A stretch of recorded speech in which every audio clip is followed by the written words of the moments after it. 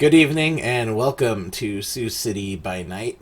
I am your storyteller, Patrick Gill, and tonight we are heading into the penultimate episode of Season 1 of Sioux City by Night here.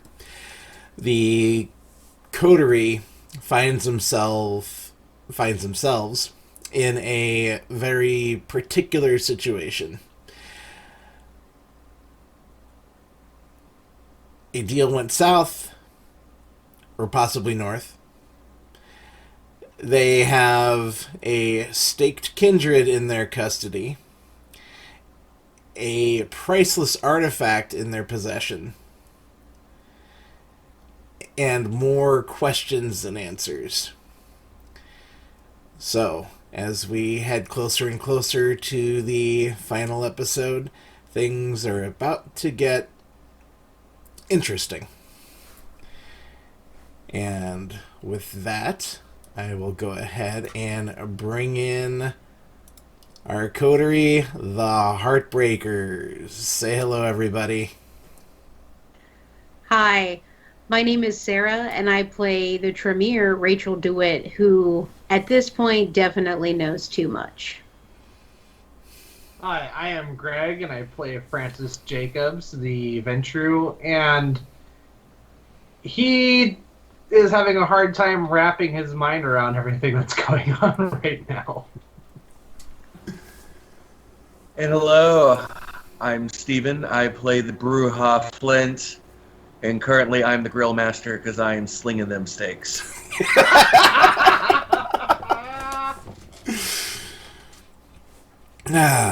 So, uh, yes, I before we really dive into this, I want to just tell everyone watching the stream here, these guys have really given me a lot to work with, and I could not have done this without the talent that you see on your screen here.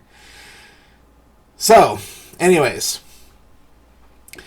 the coterie finds themselves back at the Windstone building.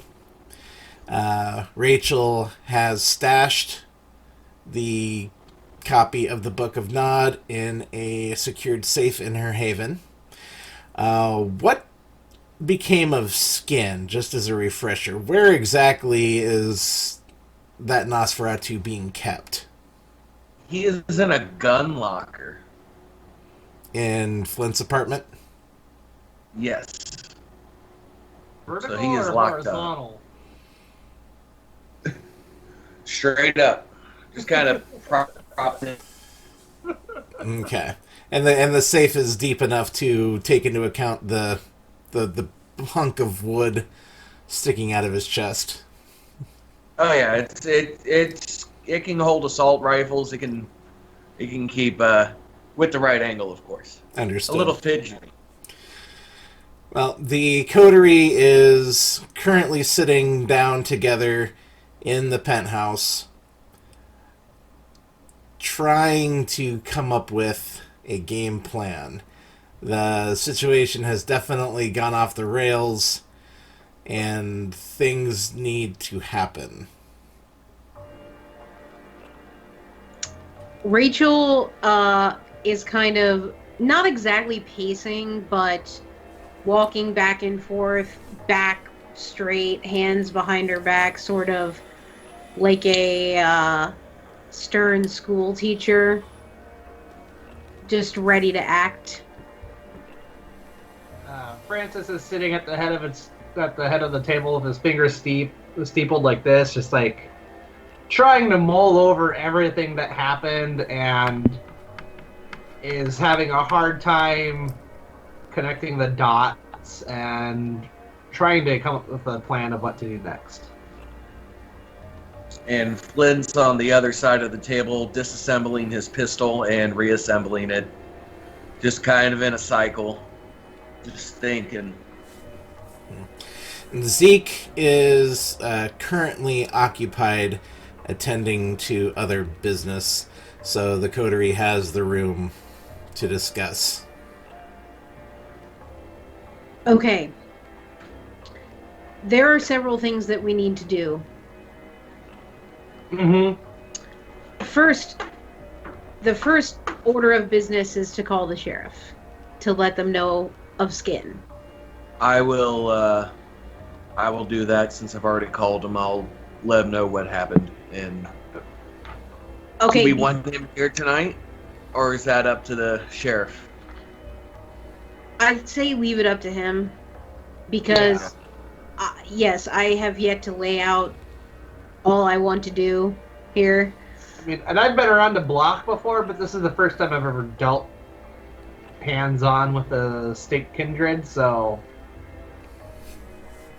Yes, it's very...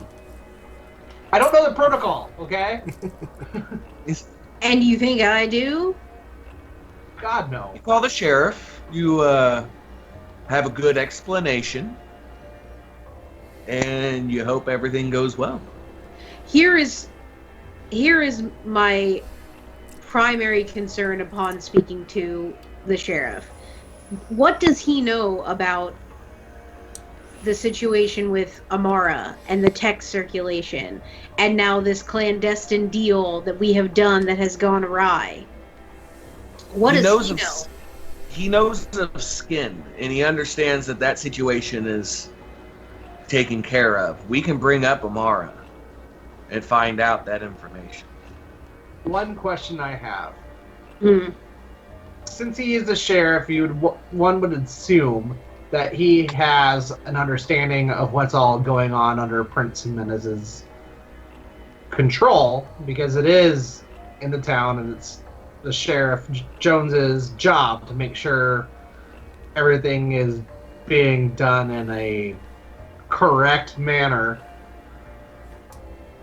I feel like you'd have to have some idea, and if not, I mean, I feel like that's a pretty big hidden activity from him, from the prince directly.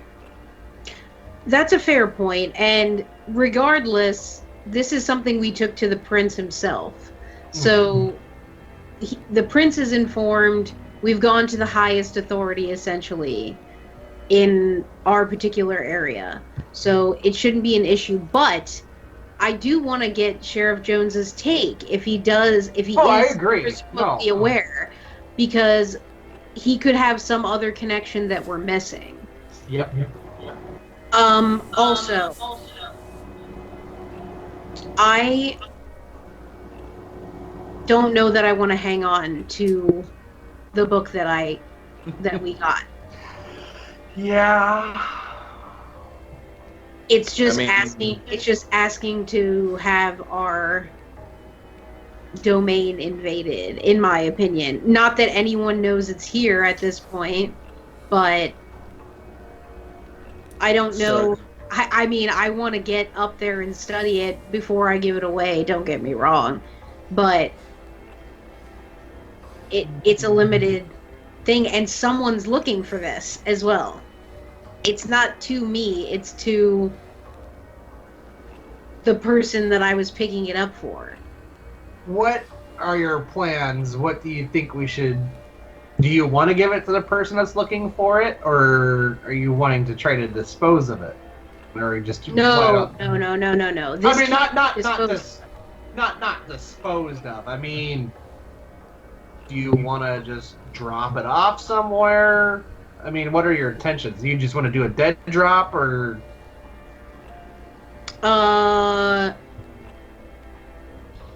I don't know. I'd rather go with the direction of whoever needs it, and so I should probably send something to Amara.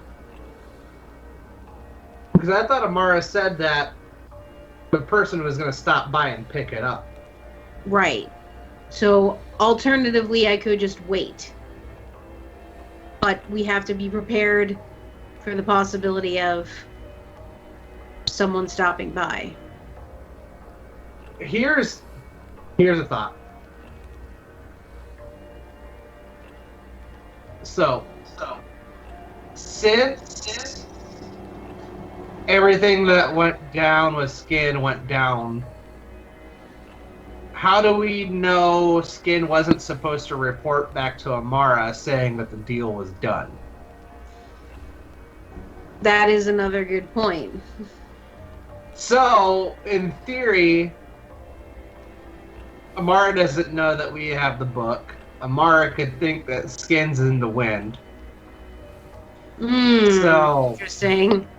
I think we need to call Amara and say that Skin dropped the book off. That way he knows we have it. And say Skin just said he's done and is out of the area. And we keep what happened to Skin hush hush. I mean, I don't see really why Amara needs to know. Presumably he hired him for the transaction and that's all he cares about. Yeah, I'm saying because the underlying point of Skin and Amara being connected and possibly this whole Peterson situation, I'm thinking we tell Sheriff Jones and Jones alone what the Skin situation is. We let Amara think that our interaction with Skin was done. He gave us the book and he pieced the fuck out. Now that his boon was done, he was gone. He hopped town, got on a train, just like he said he was planning on doing. Meanwhile, we keep Skin. Oh, yeah, I we're- like this. Yeah. You are a Ventru after all. I have my moments. Yes, I fully sign off on this. So we need to call.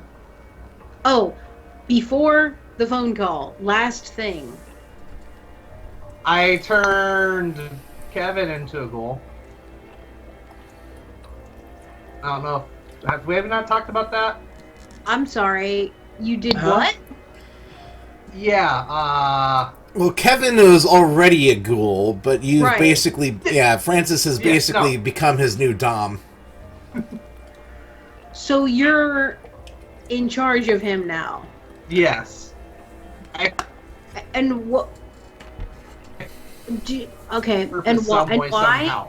He is because he was following Skin around under Peterson's command. He theoretically could have some information on this, or even if he doesn't, he may know how Peterson acted. And I've grown fond of him like a pet, not fond of him like a friend. I like having him around. He brightens up the place of his artwork. Okay. Well, that's your prerogative, I guess. I don't really see. I guess for his connection to the whole ordeal, it makes somewhat of sense, but maybe And this could be a also- temporary arrangement. Also, I didn't like how Zeke looked when everyone was talking about just offing the ghoul just because he was a ghoul and didn't serve a purpose. I like Zeke's work, and I wanted kind of as like a peace offering to Zeke that we don't intend on just offing him for no reason at all. Well, they have Zeke to understand has a too. purpose. Most schools have a purpose, but sometimes it's not forever. Tools get dull. Tools get dull, and then you throw them out and buy new tools. Or you repurpose the tool for something else. That Nah, creates a lot of it's clutter. user it's gone. You don't want that baggage. You don't want that baggage. And maybe Okay. this is Well, where Rachel starts having flashes in her mind about Michael and the Hakata. Yeah, for sure. I'm thinking about that. Okay. Anyway, the last thing. I mean, congratulations. I don't know what I'm supposed to say.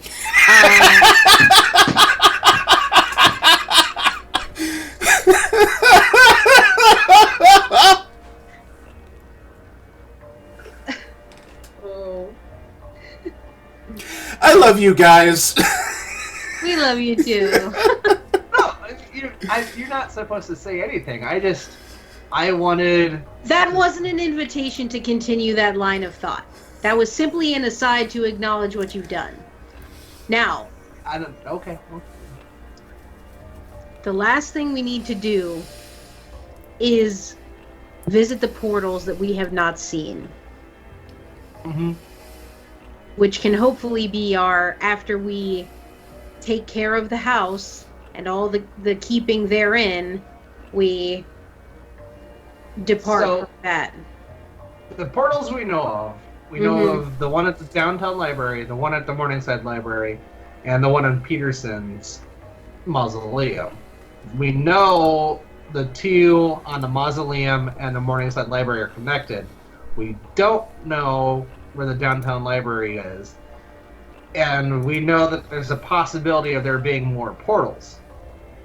Maybe that is something Kevin could prove useful and possibly know the location of other portals. You could push him through the portal. That way none of us have to go. I like that. That's such a good idea. Oh my god. Good thing. Okay, maybe he is useful after all. I like him. I'll tie a rope to him. That helps. I mean, if as much as that sounds entertaining, I mean it does. It sounds like a freaking ball to watch. Kind of, track him down. We need to explore this shit. I went through one already and I was fine. I don't know that your one anecdotal time of going through a portal can It was fun. Okay, I mean you're free to walk through another one again if that's what you want to do. That's not what I want to do, but it's what we have to do. I'm gonna stand up and be like, I'm gonna make this phone call. Don't tell Amar that we have the book yet. Mainly because if he doesn't know that Skin hasn't contacted him, maybe Skin's taken longer than should. Gives us maybe an hour or two. Okay, let's make the call. Yeah, call the sheriff. Alright, Flint, you call Sheriff Jones's phone, and it rings after a couple of rings. It sounds like he is in a moving vehicle, no music is playing. Yeah, what you got? So, the skin condition that I was talking about? Yeah. Yeah, it has a splinter. Okay. I mean, should I get a doctor, or is this something that I could maybe just go to urgent care with? There's more to the condition. We think would be advised to come and check it out. Alright, so house call. House call would be lovely. We can chat about it. Alright, I will be there shortly. Don't go anywhere, don't talk to anybody else. Got you. And he hangs up the phone. So that's our only communication until the sheriff gets here. Sounds good. Just out of curiosity, how trash did we leave that place, guys? I don't The think hotel anybody room? would. Yeah. Who cares? I'm thinking of, any possible ties showing Amara that shit went down between us and Skin. It's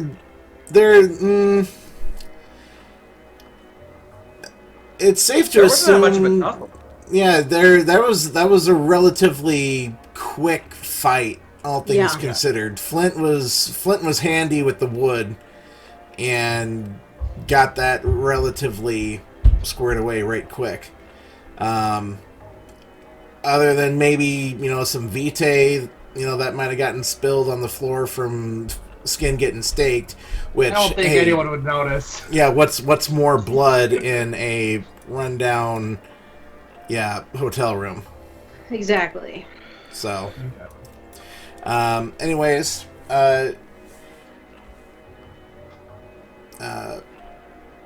Flint, you get a text from Jones saying, "On my way up."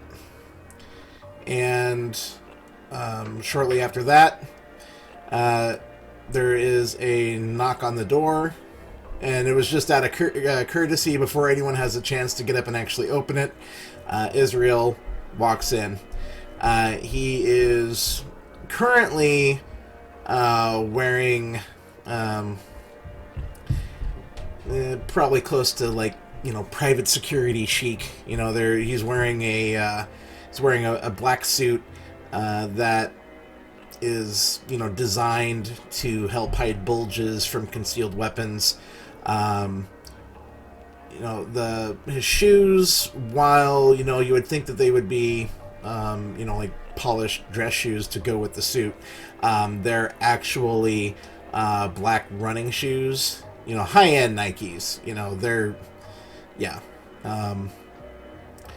But he's got a black leather messenger bag strung over his shoulder. Alright, where's he at? I got him in my locker. Alright.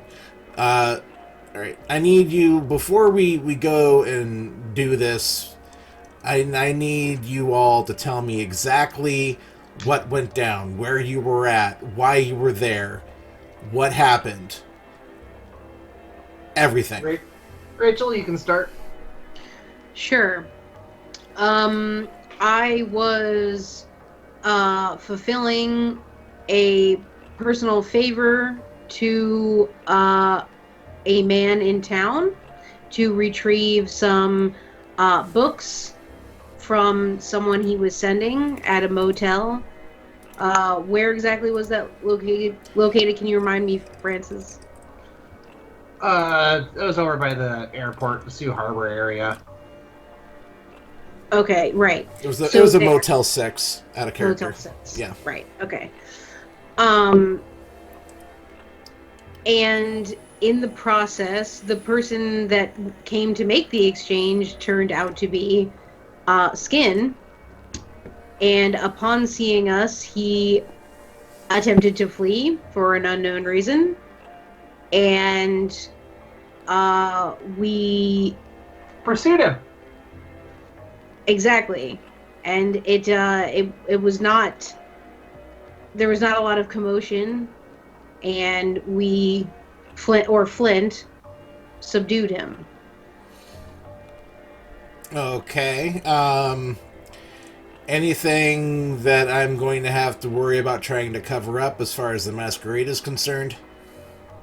I don't think it's going to be much of a difference from a typical night at that Motel 6, really. No. I know the place that you're talking about. We actually, my coterie uses that place as a layover spot.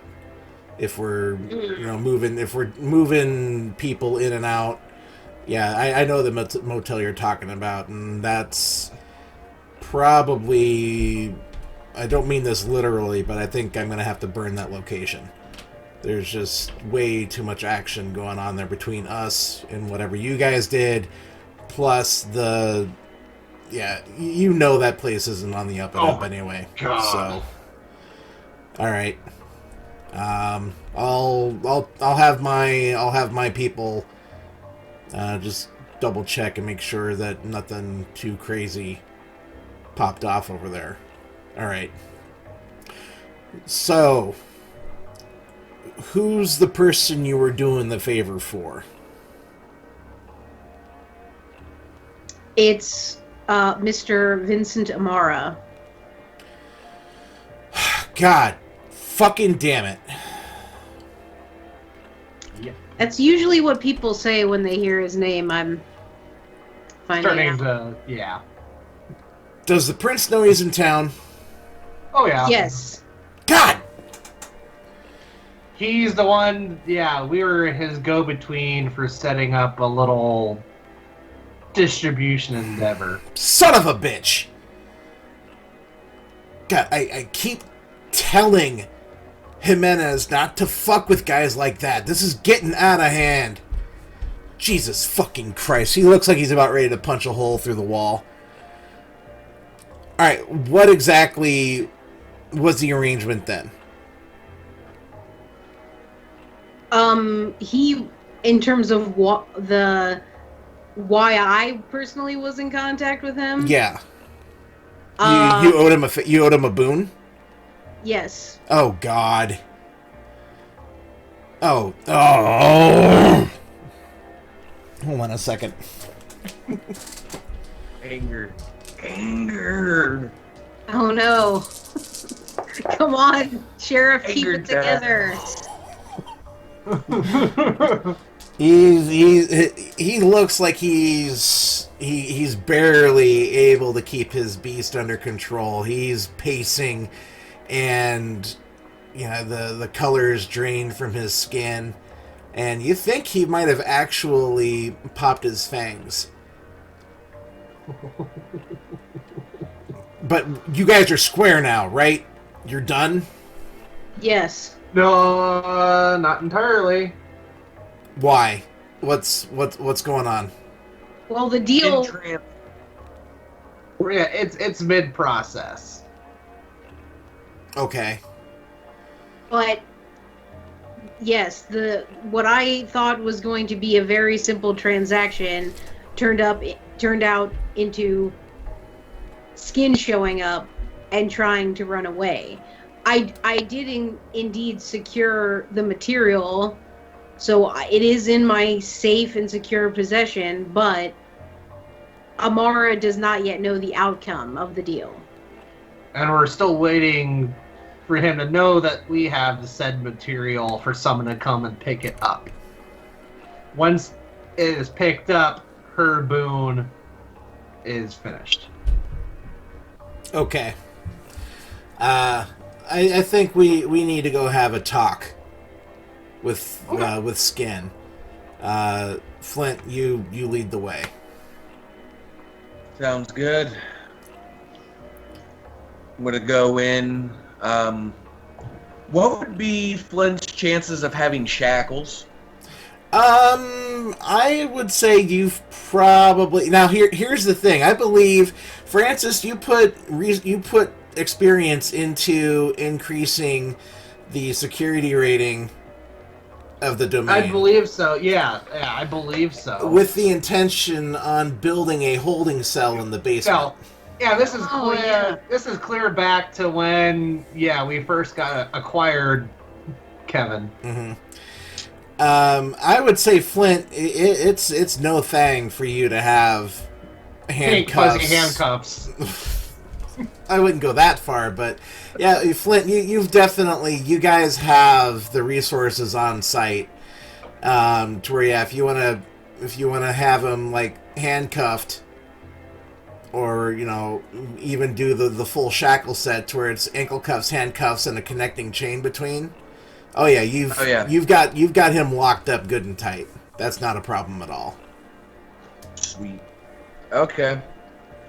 Well, we'll head down to the little gun locker, open them up, shackle them up.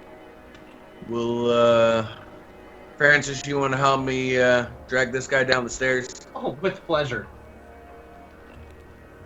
Well, hold on a second. Point of order. So, Flint, your apartment is on the second floor. Yes. Yeah. It was Jones's intention of all of you going down to your haven to deal with Skin down there. God, yeah. Yes. I was everybody coming with, and it was just like, well, let's take it down. Gotcha. All right, so you guys are all crammed into Flint's haven. Flint, what does your haven look like?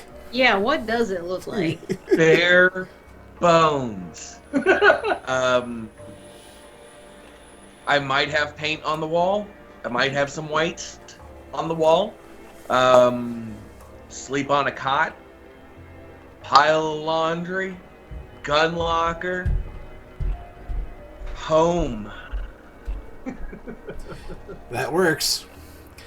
Alright, so Jones gestures to you, Flint, to open the gun locker, which I assume you did. You know, like it's a combination lock, right?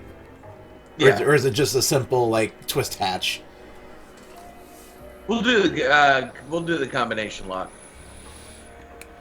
All right, you put in the combination, and Yep.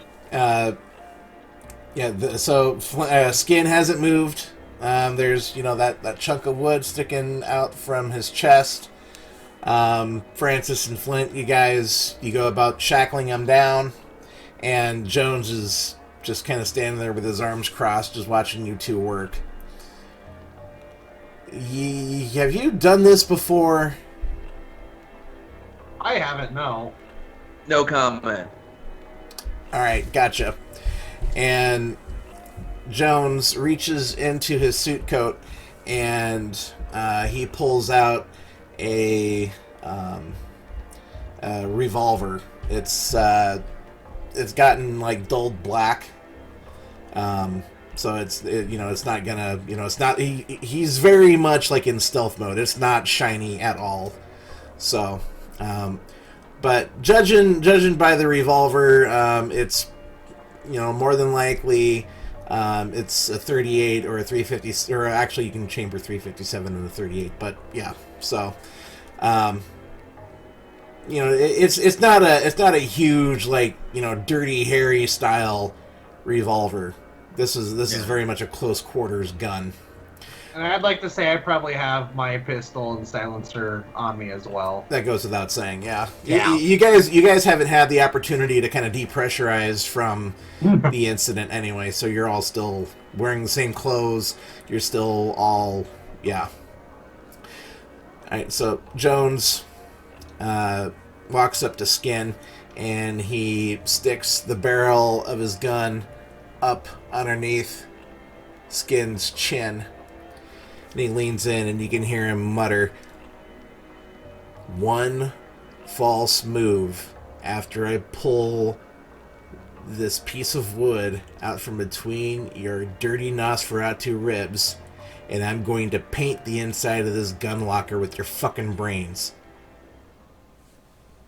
And he pulls the stake out, and Skin reflexively twitches a little bit, but he starts forward and he feels that gun barrel right there, and that's where he stops, and he leans back against the wall of the gun locker, and there's the gaping hole there in his chest. You see it start to heal up a little bit. All right, look, I wanted to walk. These guys wouldn't let me. Just let me go. You'll never see me in your fucking city again. And Jones almost lifts him up off the ground with the barrel of his gun. I nod in approval. Look, I don't give a fuck what you want. What the fuck are you doing for Amara? Skin takes a moment to ponder his words, and you can see his eyes just kind of darting around the room.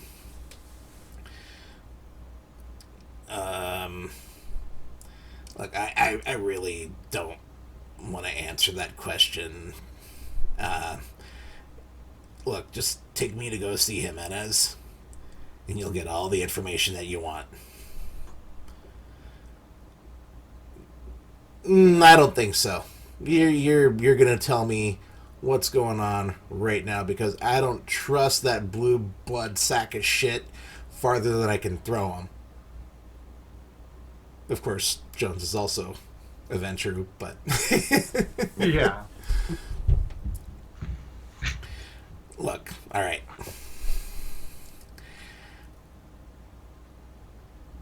I know things. I know where things are. And Amara's looking for stuff. I know how to get it. And that's what this is all about. And the less you all know, the less danger you're gonna be in. So just you can put that stake back in me as much as I don't want you to do, and take me to go see Jimenez, please. Jones looks back to the three of you. Any of this making sense to you guys? I mean, this is all a version of what he's said to us before. It's nothing revelatory. I'm not sure. I guess I'm unsure of what the presence of the prince will. Why that's the factor here. Well, Amara and Jimenez, they go back. Right. They go back a ways, and you don't get to be in my position without knowing, what side of the bread the butter is on, being able to read the wind, that kind of thing, and Amara's running out of friends in the cam, and Jimenez is one of his last buddies.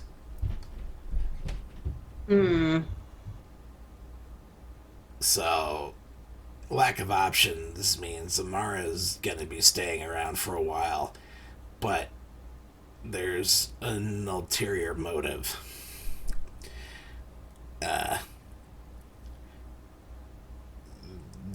The Tremere have a habit of collecting things.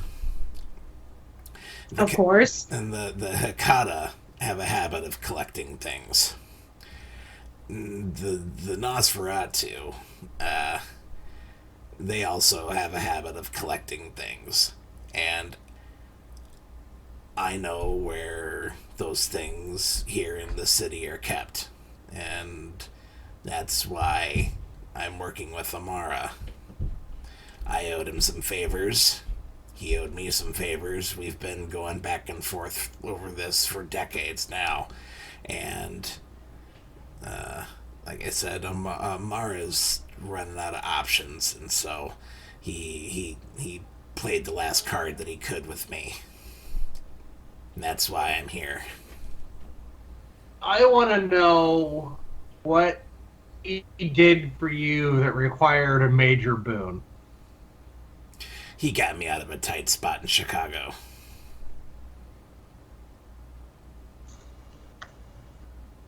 Okay. I owed some people some favors, and he collected the debt. And those were favors that I wasn't going to walk away from if I got held to task.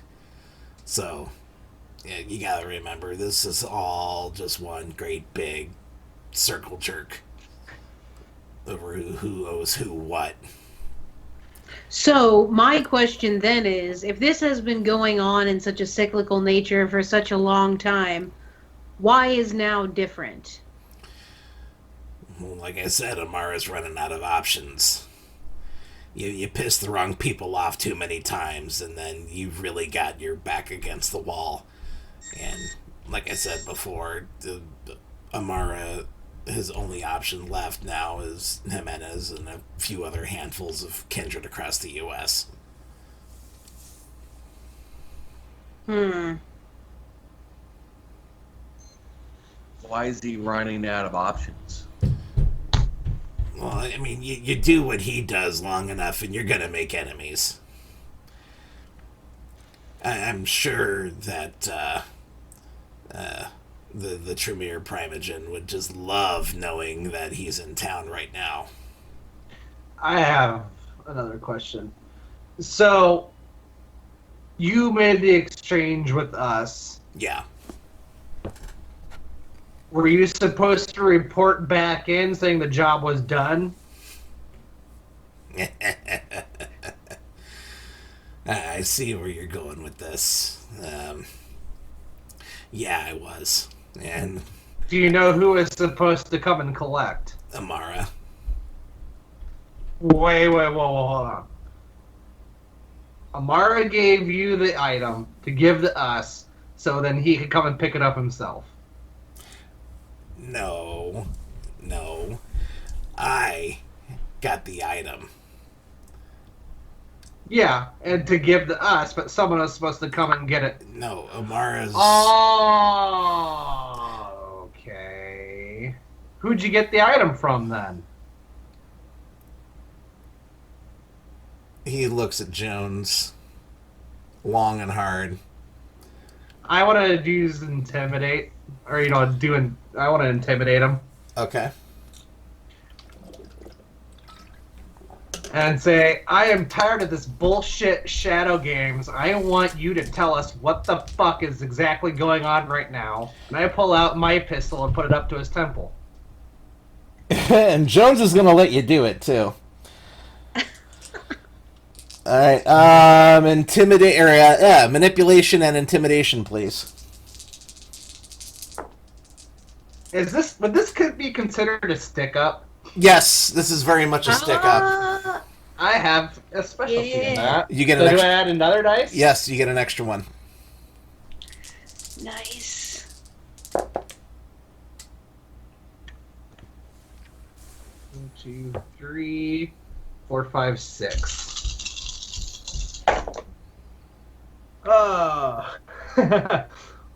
5 successes. Yeah. You beat his 3.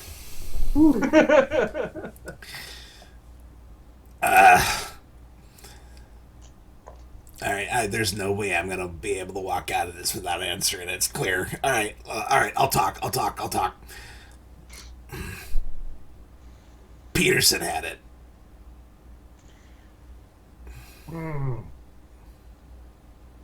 Was this before or after he turned to ash? Who says he's dead? Yeah, we can't really be sure. I mean, obviously context clues would suggest it, but that's not 100%. Okay. But he's missing regardless. So where the fuck is he? I don't know. See. I trusted you when I first met you. I really, truly did. I felt like you were a pretty decent nos. But Well, that's saying a lot. We all fuck up sooner or later. Ha. It seems, though, that your life has been just one fuck up after another. Yeah, you could say that. Now, the question is, are you stepping into more fuck ups, or are you actually going to try to get yourself out of this fuck up? I'm pot committed at this time. Okay. So you have no inclination at all to where the fuck Peterson is. I've got some ideas. Great, you can be our new truffle pig. It's all coming full circle. What? I don't know. What are you talking about? You'll find out soon enough. Yeah, it's actually a pretty comfy gig. Oh, another one?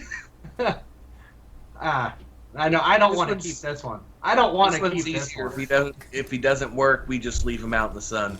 Yeah. Jones looks at you. That's not a bad idea, actually. Can we push him Yeah. through one of those things? You mean the bolt holes? That's not entirely necessary. Look, here's what's up. I can tell you where all of the bolt holes are, and I'll just take notes. Whatever. I always am. You can be sure of that. She's our bookkeeper. All right. The downtown library connects to the library in Morningside. I'm bringing out my... I don't think I really ever took off my bag, so Mm-hmm. I'm gonna just pull out my pen and paper as I have. All right. So the downtown library connects to Morningside. Morningside connects to the mausoleum. The mausoleum connects to the library and Briarcliff campus. and then that hole reconnects to the library downtown.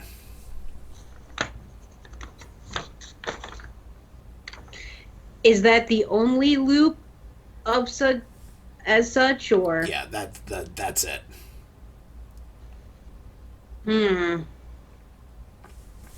So then, These are all the externals of the buildings. Nothing pops up inside. Correct. Just because, I mean, you never know. Setting these up takes a lot of time and a lot of effort, and you don't want it to get fucked up because someone decided to remodel and rearrange the room. Yeah, I can see that. Okay. So, I look at Jones. I look back at Scan. And I said, well, we have gotten more information out of you in the past, 5 minutes than we've had any interaction we've had with you in the past. And I think we got all the information that we're probably going to get out of you, unless there's something else you want to tell us, because, I mean, if you just want to lay it all out on us so we can stop asking you questions. well, he said that he knew he had some inclinations about where Where the fuck? Jim Peterson maybe. All right. Look.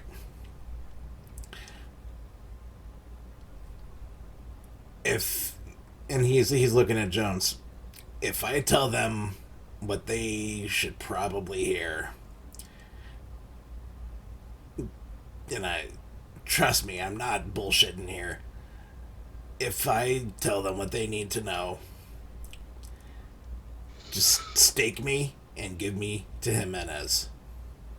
Please. That's going to be the safest place for me after all this goes south. Jones, Sounds good to me. Stake his ass. he's looking at the three of you. All right.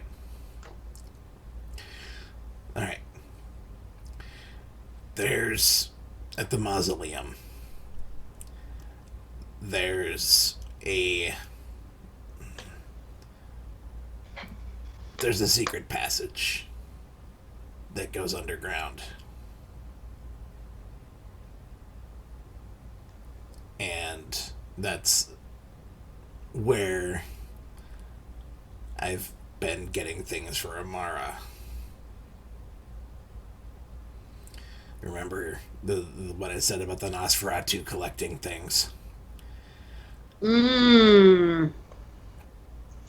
So, yeah.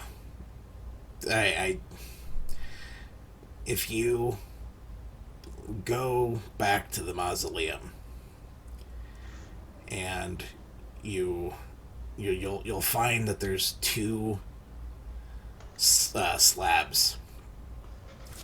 Excuse me. Nas voice strikes again. Yep. Yeah.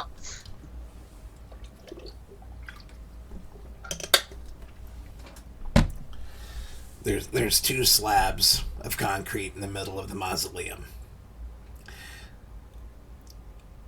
Along the seam, if you jimmy along the seam of those slabs with a knife, you can there's a hidden switch underneath, and that'll get you where you need to go.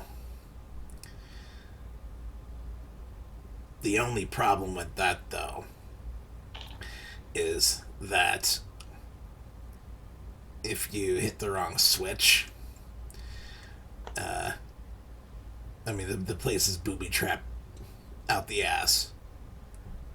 And I don't know who that Ash was, but they might have triggered it. Great. You're going to answer my follow-up question as who was the pile of ash was. So I honestly don't know. So I don't know if the trap's been rearmed or not, but if you're using the knife and if you feel it click once and it doesn't want to click again, stop. If you force it, that's what's going to set it off. It's springs and coils and shit. I'm just furiously writing it all down. So, that answer your questions? I look at Jones. I'm good. These are easily the best leads in a while, so. Yeah, I'm good. Thanks for the info, Skin. And he pulls the trigger on the gun. Oh! Yes! Because my plan was, after we stake him, put him back in the locker, then deal with. Nice. No. Hey, fuck around. The gunshot, of course, is pretty deafening. Wow. There have been modifications made to all of your havens, though, regarding acoustic work. Especially Flint's, I would imagine. Yeah. There's a little soundproofing. Well, yeah. Now, that isn't to say that the noise is definitely gonna startle the neighbors. But hey, compared to Rachel's room, I mean, it's just now it's progressed to different rooms. Now, of course, Israel had no knowledge Yes, no of this, fucks. Yeah, no fucks. but the 357, hollow point, fucking it turns Kid's head into a rotten cantaloupe. Good thing he was still inside the armory box. Of course, Flynn's sitting there just going, In fact, Jones, you got some guns that think. Flint, I think you actually need to make a willpower roll. Oh no. I mean, this is your haven, and this is your guys' domain. Of course, the sheriff's, right to enforce the law as he sees fit, wherever he sees fit.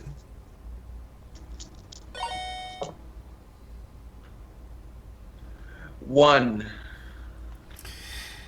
I will give you one action before you're going to need to make another check. But your beast is incredibly angry, and being a Bruja doesn't help. I mean, this man decided to ruin this safe. There's a lot of stuff in there. Yeah. All the hours of cleaning it's going to take to get all the gush from inside the chambers. My one action is to hand my gun over to Francis. I take it. And Flint, you hand the gun over and you're getting flashes of the jungle again, and the gunfire, and the yelling, and the screaming.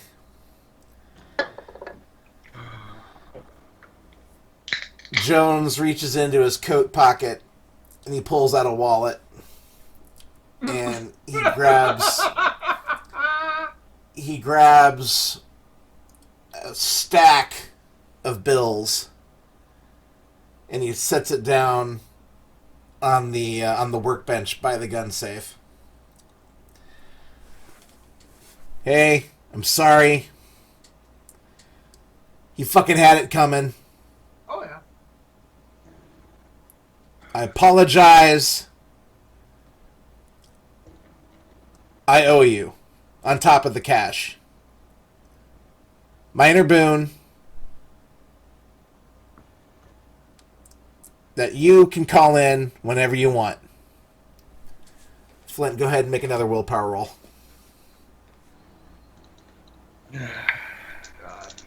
1. 2.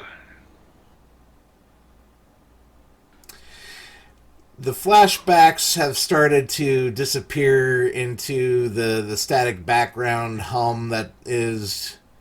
I mean, you part of you never really left. But for now, you're able to keep your beast in check. And you've scored the successes needed to resist the frenzy. Oh boy! I'm gonna look at Francis. Like, your ghoul's got a job. I was thinking the same thing. Break him in. Are we done here then? Joneses.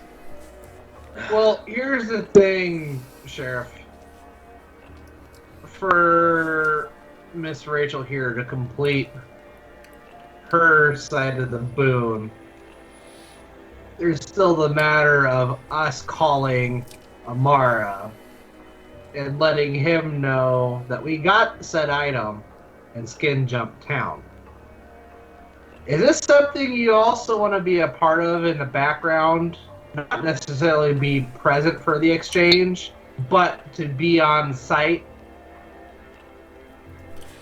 You want my personal opinion, my professional opinion on the matter here? Don't tell Amara a goddamn thing. Keep whatever it was that this pile of ash gave you and just call it a Casa doing business.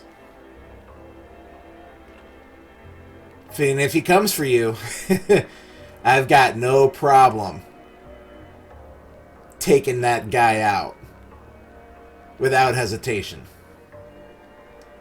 You know, everyone, you know, the ghouls have their own little network of communication. The princes have their conclaves and their other means of, you know, getting word spread to every domain. The sheriffs, we've got our own way of talking and our own way of doing business. And I promise you that no one is going to miss Vincent fucking Amara if he meets the final death. Okay. Then that's what we shall do. You're gonna add another book to your collection. What do we do as far as the prince is concerned with all this newfound knowledge? I'll deal with that. Okay. It's gonna be a shame if Mars skips town. We'll see what happens. I'll say, if you want to take care of 2 birds and 1 stone tonight. Now, if Skin was telling the truth that he's late getting back in contact with him, he's probably already getting ready to bounce. I mean, you trust in Nosferatu to do something. You call in a boon, they're gonna honor it. Say what you want about the Nos. You hold someone to task with a boon, they're gonna take care of it. That's, you know, the Nosferatu don't have a whole lot going for them except their word. And Unfortunately, that still leaves Miss Rachel owing a boon to this fucking shitbag.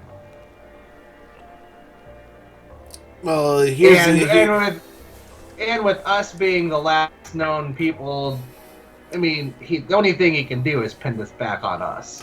So I'd be willing to bet he is going to be coming our way. well, here's the other thing to consider.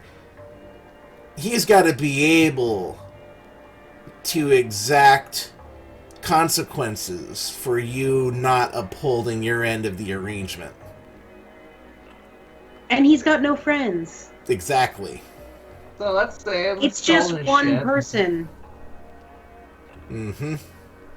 So let's sell this shit, make some more money. But that's a you question. Okay. I've got nothing. I don't know what you have. I don't want to know what you have. But That's on you guys. I'm not getting involved in that one bit. No, I wasn't asking if you wanted to be involved in it. It's nice to have you around, and I figured while you're here, we can just kind of mull everything over, get your side of things, and let you be privy in our plans following the mess of this shit show. That way, if something goes sideways, you know what we're doing, and it's us out there causing shit. Understood. Well, and he turns back to you again, Flint. Look, dude, I'm incredibly sorry about this. I'm serious. Minor boon, whatever you want, within reason. I think you've got $1,000 sitting there on that workbench right now, so buy a whole brand new safe for all I care. Sorry. But the fuckstick had it coming. Yep. You It's didn't do it, fine. I was gonna do it. It's fine. Thank you for your help. Yes, thank you. And as I say that, I go and give Flint his gun back. And Israel leaves. And Francis, your phone goes off, and it's Zeke's number. I answer it.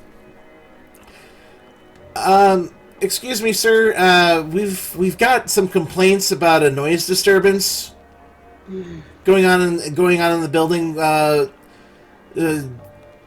Someone said it sounded almost like a gunshot, but they're not sure. Is everyone okay?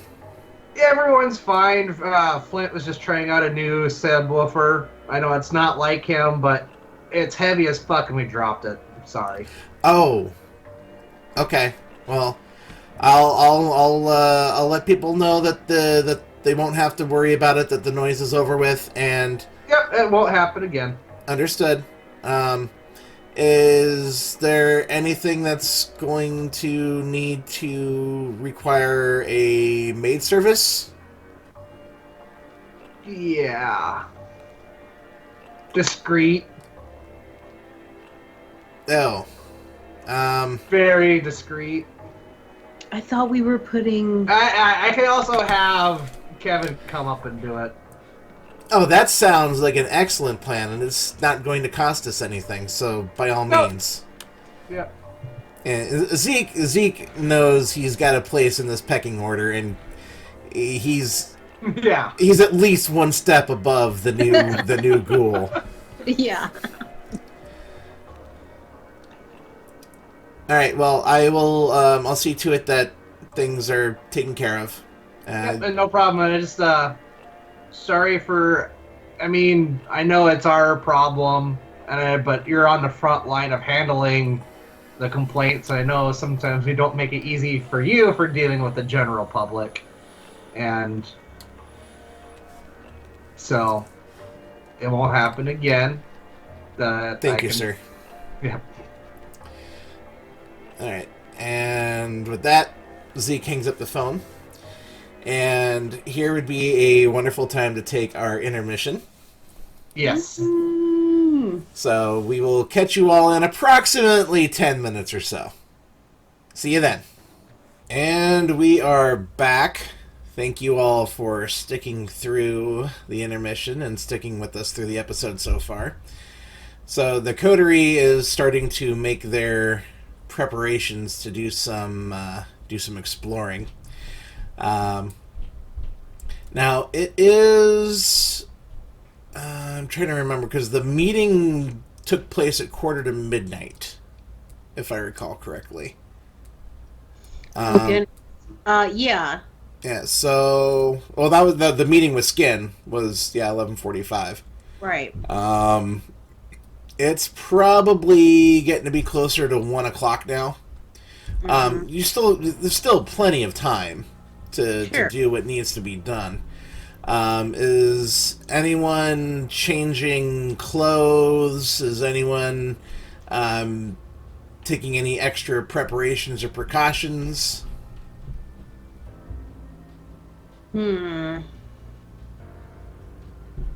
Let's see.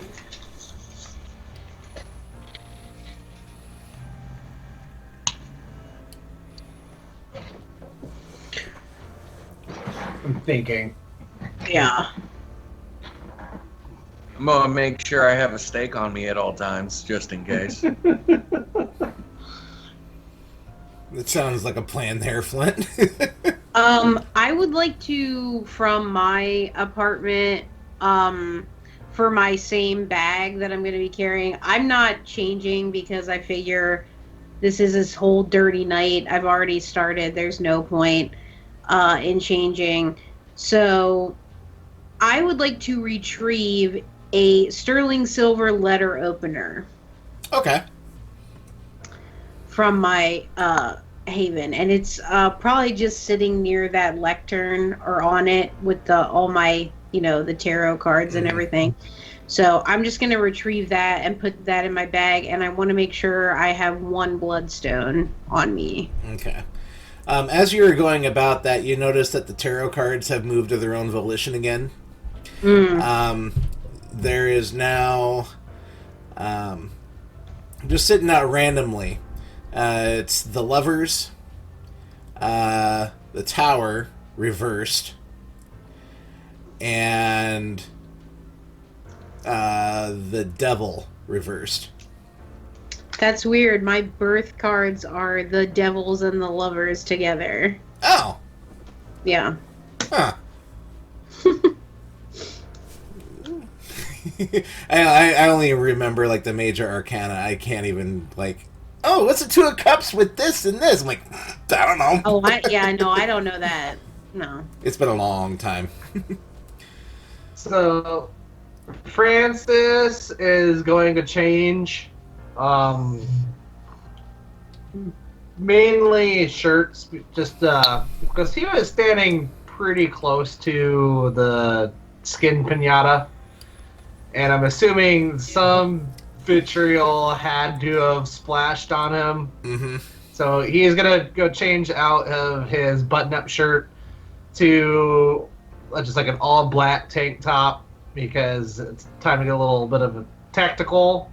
I feel like we're gonna be doing some, and just some. Yes, this probably gonna keep. Well, no, he'll change his jeans too, just in case. But yeah, just loose-fitting black jeans, something that he can still move around in. But it's if he gets into unpleasant situations, it's not gonna rip easily. Okay. All right. And he's gonna make sure he has his pistol on him, an extra magazine, and a knife just in case. Okay. All right. So Flint, other than making sure you've got an extra steak, anything else you're wanting to do? Weapons ready. Pistol on me. I'm going to try to clean a gun or two if I can from the residue of what happened. That's an all-night thing. Yeah. But, I don't think he's going to do a good job on cleaning. Kevin's going to do a good job on my guns. So. And we'll say the three of you have reconnoitered in the penthouse before setting out. Zeke is with you, and Kevin has answered the summons and is standing there in the penthouse as well. Evening, gentlemen. Zeke looks up from his laptop. Good evening, sir. And he gets back to what he was working on, and Kevin's still, a little nervous whenever he's around Flint. But the slow workings of the beginning part of the blood bond are perhaps keeping some of the edge off there. All right, so what do you guys need from me? Well, here's the thing. I know you're nervous of Flint. I know he intimidates you. I know one thing you can do to get on his good side. Well, what's that? Before you ask that, let's ask the questions first. Questions? What's going on? So, Kevin, we're not going to go into too many details of the circumstances that we find ourselves in, but we had another run-in with the tall man you were following. Okay. And we have some leads to find Peterson. Really? Yes. So he's not dead. Perhaps Well, not. we don't know. We don't know, but we have some leads. Anything that I can do to help, I am totally ready. Anything at all. I'm just smirking because I know what he has to do. Like some big important thing. No. So, where was it that you would meet Peterson to be summoned? Well, sometimes, most of the time it was in the alley there. Okay. I mean, every once in a while, we'd meet like over in Morningside, but I mean, I camped there in that alley by the behind the library. That was like my spot, so he just knew where to find me. And there really wasn't much summoning involved. He would just Pop up and you'd be there. exactly. Now, would he come through the portal, or would he just come in other means? Both.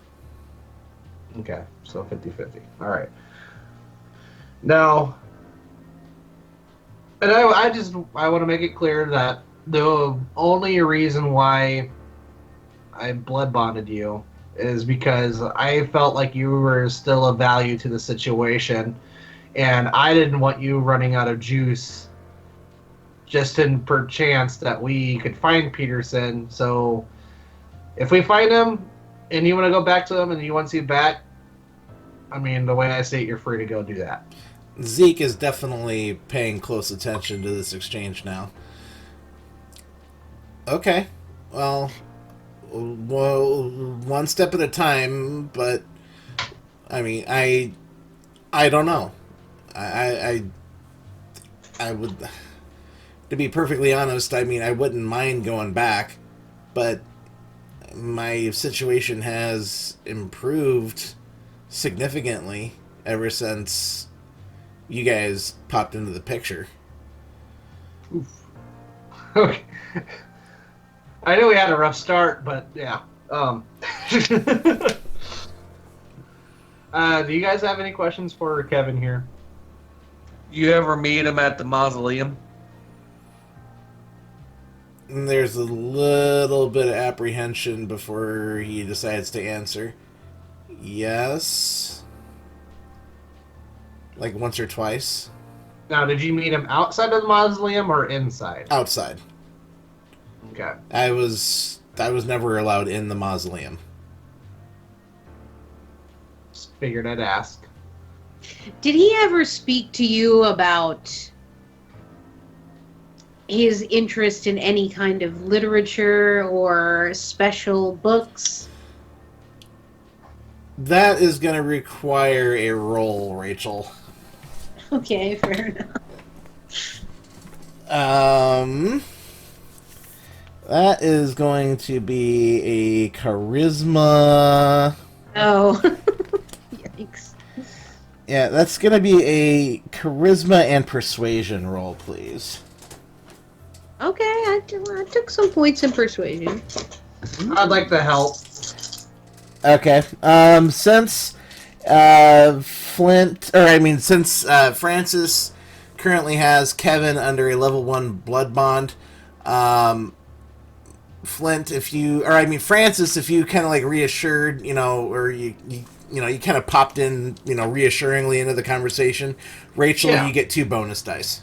Oh, 2. Oh, damn. Okay. Yeah. Say, Kevin, look, we're not mad at you. We're just trying to get down to the bottom of what is going on. And I understand, past servitude. You feel a debt of honor to him. Oh my goodness. You only Okay. you only need to beat one. Right. Just to wait. Just to stop. Just hold on. Isn't it something happens when it's critical on hunger and regular? Yeah. Yeah, you got a messy crit? Yeah. Bye, Is that Kevin! fun? It's such a weird place to get a messy crit. Look, you little meatbag. She throws him across the room. Rachel goes full shit. I don't like you, and I don't give a shit what you think. Who the fuck do you think you are? You fucking ghoul.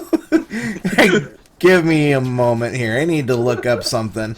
This, and we were actually just joking, in the stream previously. Yes, we were. Yeah, that it's like, hey, yeah, we haven't had any messy crits or bestial failures yet.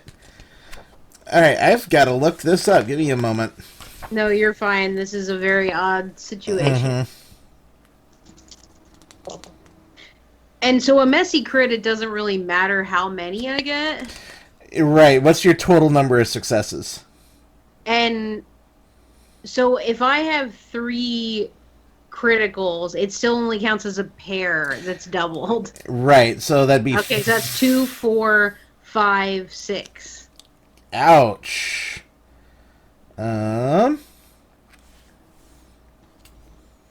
She explodes. She's best friends with him with that charisma. Kevin just suddenly loves me.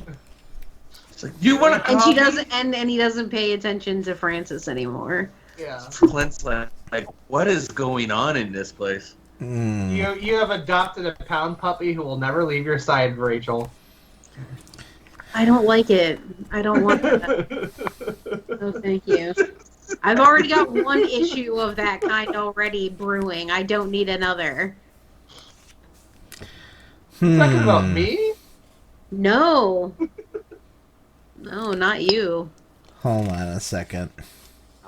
I had to ruminate long and hard on what this was going to do. Okay.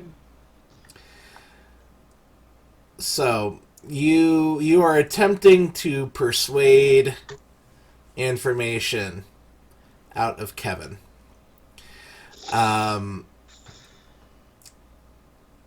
You are speaking words to him, but instead of trying to be, calm and persuasive with Francis assisting, instead you bare your fangs and you snarl at him. Oh. And the beast speaks for you in this circumstance. Kevin.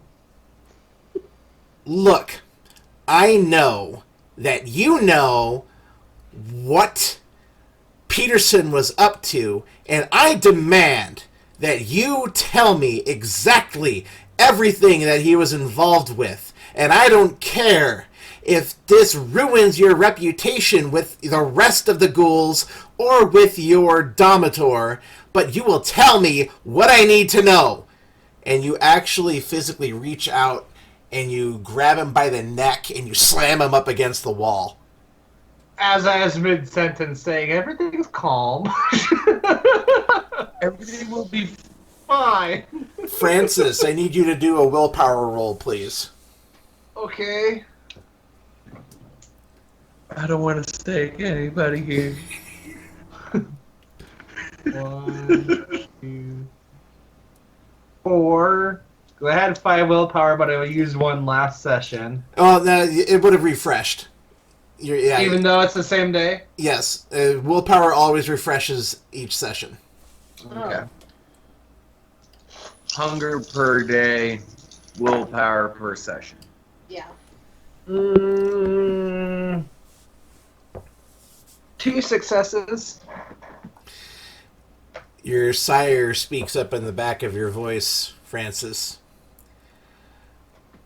Who the fuck does she think she is, pushing around your property like that? If anyone is going to reprimand the little lick wannabe, it should be you! How fucking dare she?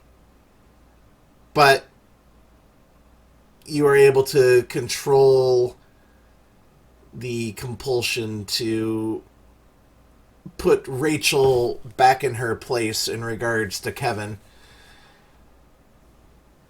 Now, Rachel, you finally snap out of the fugue that your beast has put you in, and you realize you've got Kevin up against the wall, and your hand is so tight you think you might actually be causing him damage. You drop your hand reflexively and he crumples to the ground.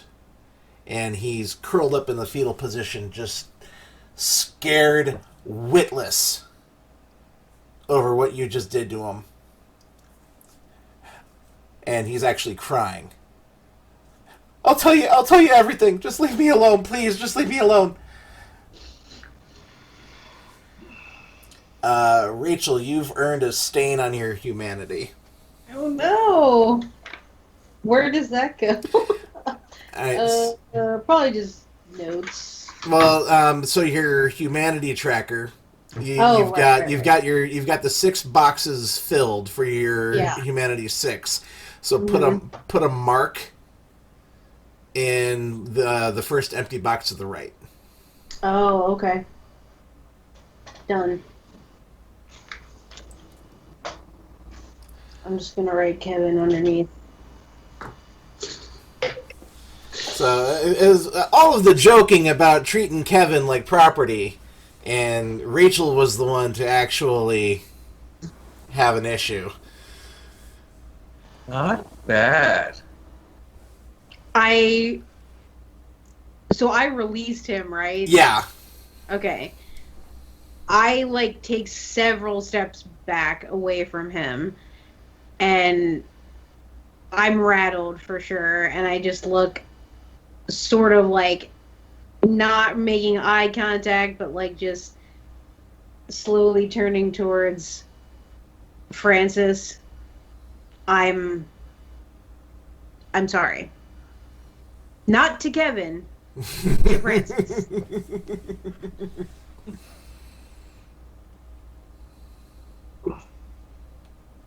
Look, I know you're young. You don't have your mind fully wrapped around this situation that you find yourself in.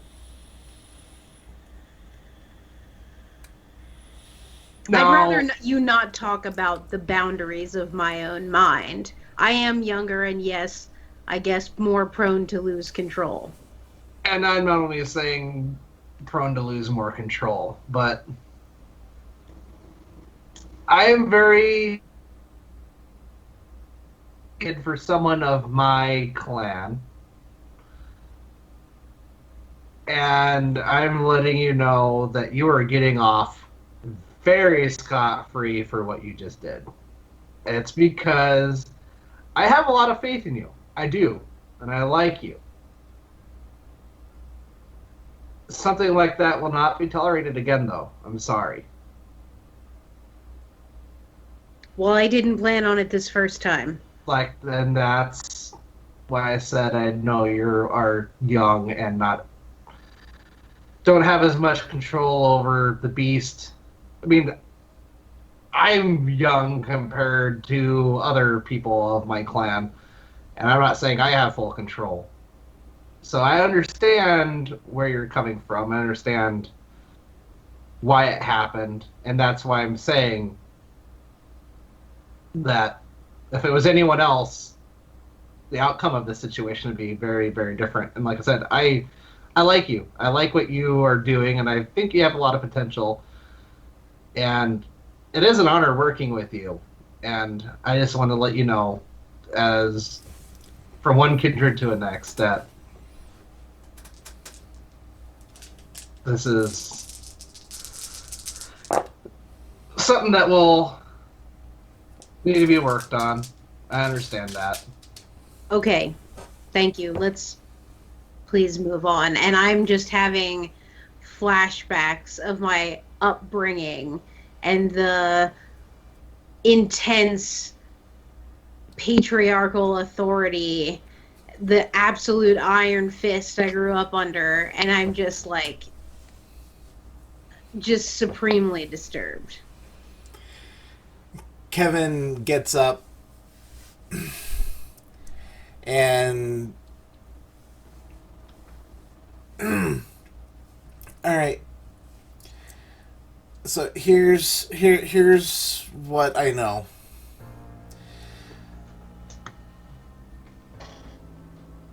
Bosco was a member of a secret society within the Nosferatu. There's I haven't had it totally explained to me, but there's some sort of big spooky Nosferatu boogeyman that some members of the clan are just scared to death of. And Bosco collected as much history and information about vampires and everything else out there to try to get as much knowledge as he could to help with whatever it is that they're scared of. And that was partly my job, besides keeping tabs on people, was to help find things. And I have suspicions why I was set to follow. I know his name is Skin, but I have reasons, or I suspect why I had to follow Skin around. And why is that? Because Skin was probably looking to get his hands on some of that information too. Does the name Amara ring a bell? He's silent for a moment. That explains this then. So, I once again, I don't know much, but I know that Amara was probably wanting to get his hands on, just rarities that he could, auction off or pawn or whatever he needed to do. And Bosco's collection would be a prime target. Do you think he had stolen anything? Or had people attempt to steal stuff? Amara? Yeah. Oh, most definitely. Which is why I was following Skin. Just to make sure. I don't have any actual solid evidence, but I can put two and two together. What was Bosco's feelings on Skin? Did he like him, or was he leery? Well, they used to be in a relationship with each other. Yeah, I understand that. I'm just saying, as of late. They had a falling out about 10 years ago, from what I know.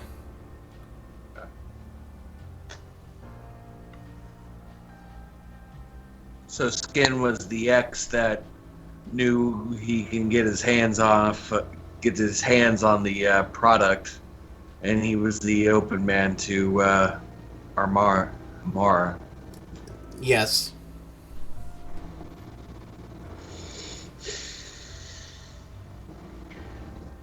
As you Well- can kind of piece together, we've had a very, very, very trying night. That's the only reason why I can give to you for Rachel doing what she just did.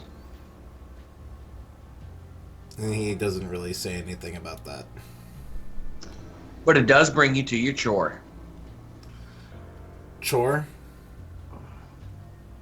What do you want me to do? Like I said, whatever it is, I'm willing to help. We need you to clean up a mess. Okay. Literally. In Flint's room, and we'll take you down there and show you what needs to be done. Okay. It might inspire you for some very interesting work, art-wise. I don't like where this is going, but okay. I mean, it's no Picasso, but Alright, so Flint, you take him down, leaving Francis and Rachel and Zeke in the penthouse. And Zeke looks up. Well, do you two need the room? Please. Yes. And he steps out.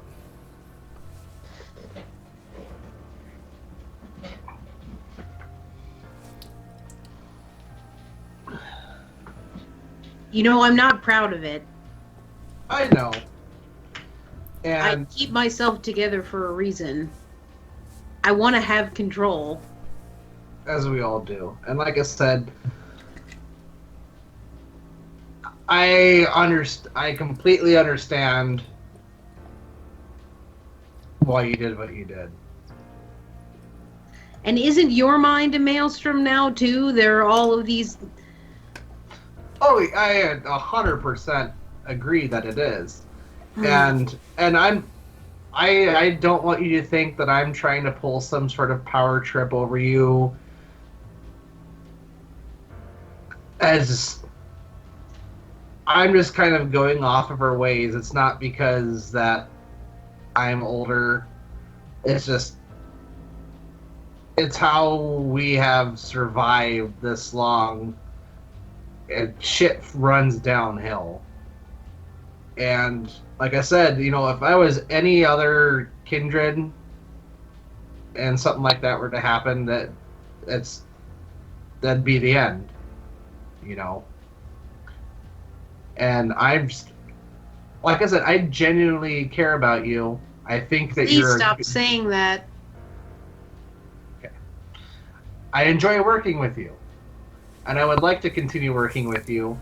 And I would hate to see what happened here happen somewhere else to someone else's ghoul that has more power, less care, and have our working relationship come to an end. I understand all of this, but I mean, what other remedy to it is there than time? And I agree. And that's why... Look. That's why I get a pass. But you can understand, though, how tiresome it gets saying, oh, you're still young. Oh, you don't know this. You don't know that. I get it from you. I get it from my primogen. I got it from my family. I get it from everyone. I've already been on this blighted earth for almost half a century. I've seen some things. Things that have changed me fundamentally. Mm-hmm. As they have you, as they have Flint, at anyone, any kindred. Where you lose touch. I mean, I understand. And I've lost it more than some. And I should apologize for bringing age into this. I mean, shit. I still get it from the Exactly. elders. So you know how it feels. And I understand you're not trying to pull a power trip over me, but there is an imbalance of power I agree. within this coterie. I was the late addition. I'm the young upstart, or whatever you want to call me. You're right. Don't think I don't understand my place here. Which is why I'm so mortified that I lost control in the first place. Because I'm trying to carve out something for myself here as well. Beyond the boundaries of our coterie, but simply for myself. And for my own peace of mind and my own personal goals and aspirations. And I think you're honestly doing a great job at it. No hard feelings? No, of course not. I love you guys. Thank you. That was so good. Thank you very much. So Flint and Kevin are down. Welcome to the horror show. And I've already got a name for the episode. So Flint and Kevin are down there, standing in front of the gun locker. All of it? All of it. Damn it. This was skin? Was. Okay. Give me a few hours, please. You got till sunrise. You got a little bit of time. Okay, I can get it done. All right. Gotcha. The easiest way to remember not to end up like skin. Don't take anything from my room. I wouldn't even dream of that. No, this is your place. No. Not after what just happened. Oh God, no. I slowly close the door as I stare at him.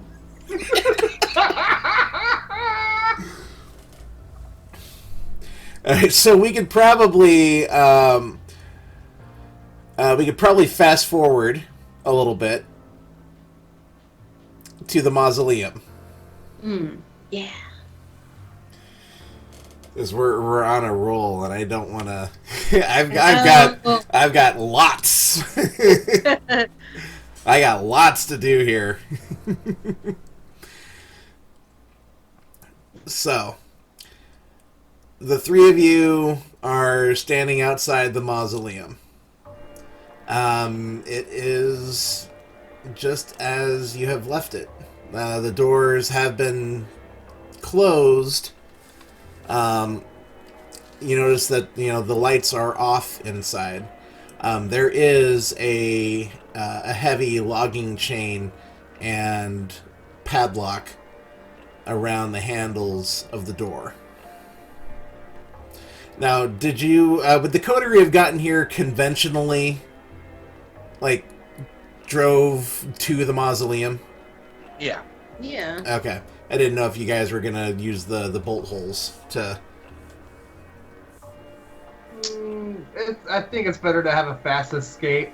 That works. Yeah. Maybe drive there, but park a ways away to not announce our approach. That way, if we need to escape, we know where, and we know where we're going to go. That Yes. works. So, yes, you were standing in front of the mausoleum, and so far, everything seems to be quiet. It is now, we'll say, approximately 2 o'clock. You've got 3 hours before you have to start thinking about getting the hell out of here before getting back to your guys' havens. Okay. Now, we know the place is booby trapped. Mm-hmm. I don't see how they could booby trap a little chain I mean, I'm one for ripping the chain off, but I want to cause the least amount of disturbance to this place as possible. Is there... Should we try picking the lock? Well, you know how I pick a lock. Yeah, Hence- I don't know hence- how much I'm gonna be. Hence the least amount of disturbance. Be my guest to try to unlock it. I'd like to sense the unseen. You activate Sense the Unseen. There is... I'm determining there is no one using any obfuscate or any other special abilities to try to hide their presence. Okay. As far as the mausoleum itself goes, there are no wards or anything like that on the door to be worried about. I'm assuming that was your original intent. Was to try Any magical traps? Nope. There's, the usual, ghost and wraith flittering about. Sure. But yes, the door appears to be safe. Okay. And see, out of character, the reason why I'm saying like least amount of disturbance is because if the booby trap on the slab is springs and gears, I'm thinking they're trying to limit the amount of magical stuff. That way you can't be spotted. Yeah, no, you're right. Mm-hmm. Yeah. So,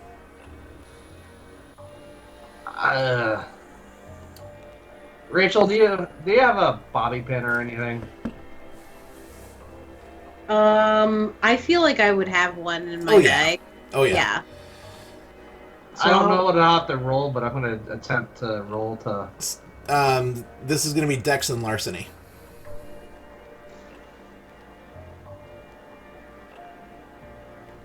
And this is something that you really can't get assistance on. This is a very much a one-person gig here.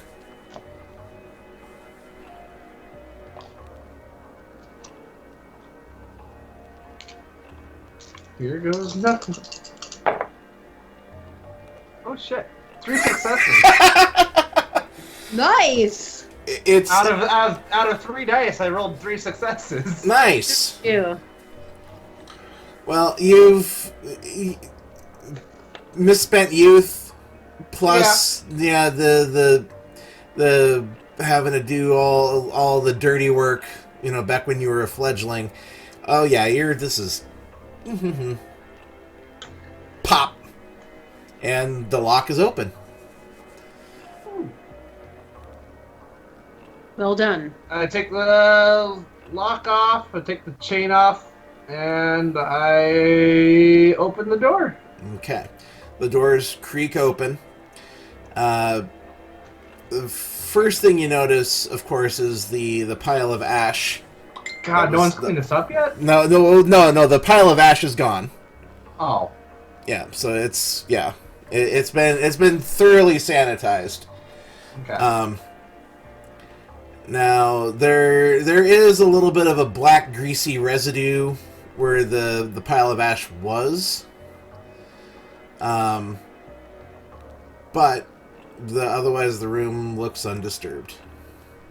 It may actually be a little too clean for, the effort spent trying to cover up whatever happened here. So it's safe to assume that the alarm has been armed again. Yeah. Well, used to be able to handle these things back in my mortal life. Let's see if I can... Yeah. And now, is it clear where the 2 slabs are? Yeah. There's... Okay. You can actually see it to where... if you didn't know to look for it, it would completely pass your mind. But now that you know, like, hey, yeah, this is actually, you do notice, yeah, this is kind of laid out weird. Like, it doesn't make sense that there would be this seam, running through just these 2, lines. So. Mm-hmm. I'm gonna pull out my K-bar, I think it's probably best for you guys to step outside for a second. Oh, Sounds okay, good. but remember, Don't there's a pull too click- far on the first one. If you don't want to force the second click. okay, right, good. I'm on it. Okay, so Flint, this is going to require Dex and Larceny again. You are going to need 4 successes. You should rouse the blood. I am going to rouse the blood. Okay, make your rouse check.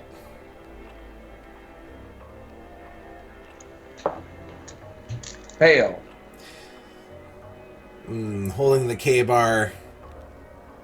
The beast is just kicking everyone's ass tonight. But you're getting those flashbacks again of maybe you standing over someone with the knife in your hand. But Gotta juggle the knife in my hand. But now, yes, your dexterity is increased by 1 point. Man, I'm so scared. 1, 2, 3, 4 out of 5. Nice. Yes. So you're running the K-bar through the seam. Click. And then you put a little bit more tension on it. Nope, this isn't going to go.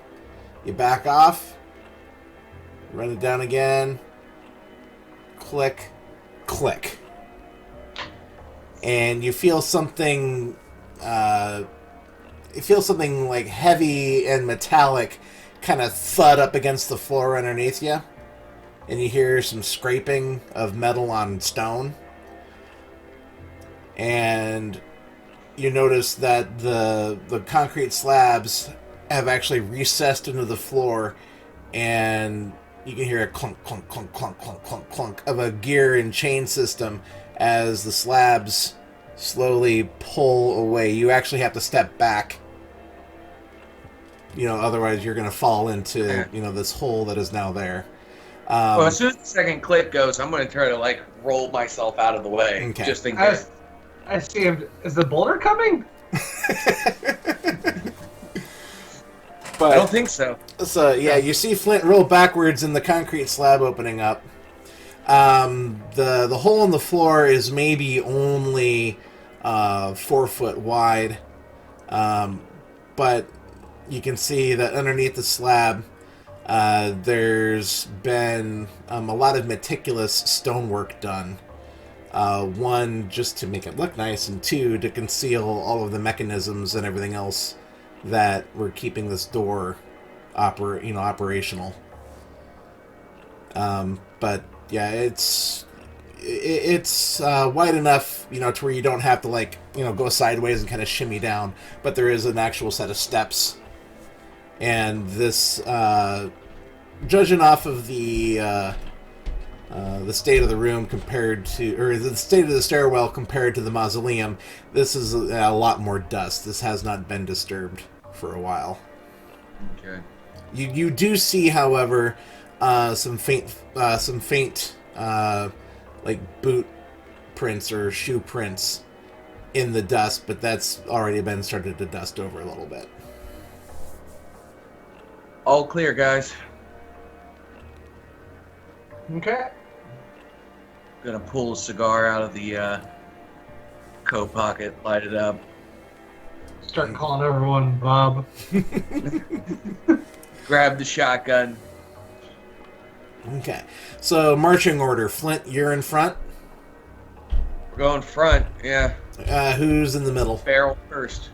I want to be in the middle. I was Okay. gonna say, yeah, and I'll bring up the rear. Yeah, Protect the two this arms. wish. Yeah. So, the stairway goes down about 10 feet before coming into a wider hallway. Now, you can actually see where, you in theory would be below where you'd reasonably find coffins, but every once in a while you see, hints of what would probably be like the concrete burial vaults where they actually put the coffin down into. You'd catch like a corner of one of them, like kind of sticking out from the stonework of the tunnel, to where it's clear that it wasn't that they built around these as they excavated. The hallway proceeds further down at a slope.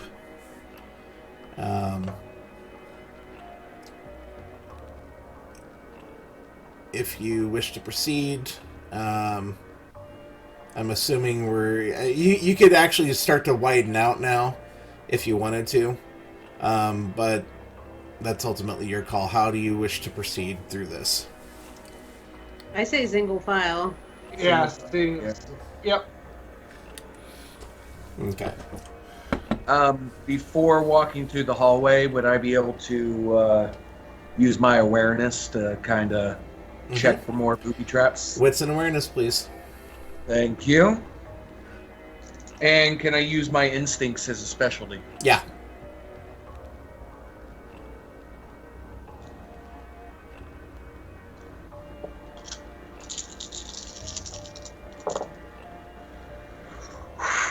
Okay, hang on. 7.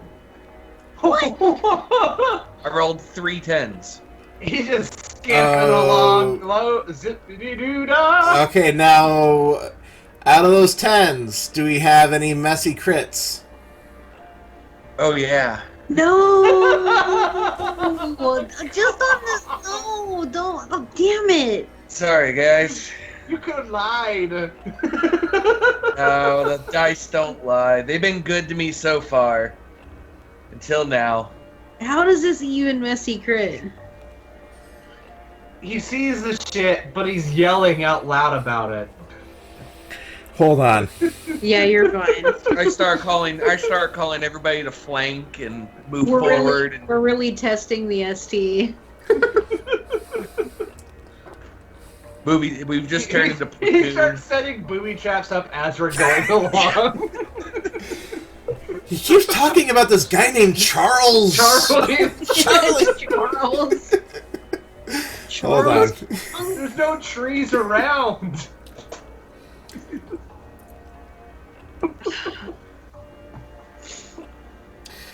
Okay.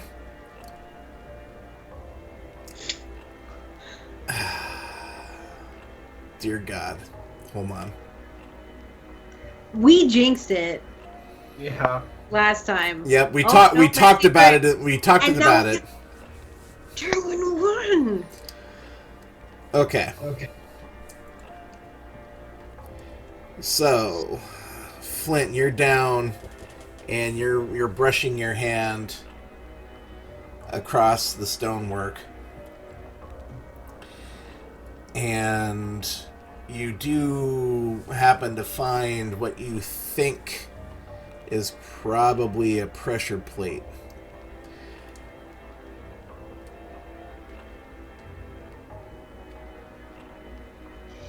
You avoid it, but your beast whispers to you through the trees and the brush. You're not going to tell them about this.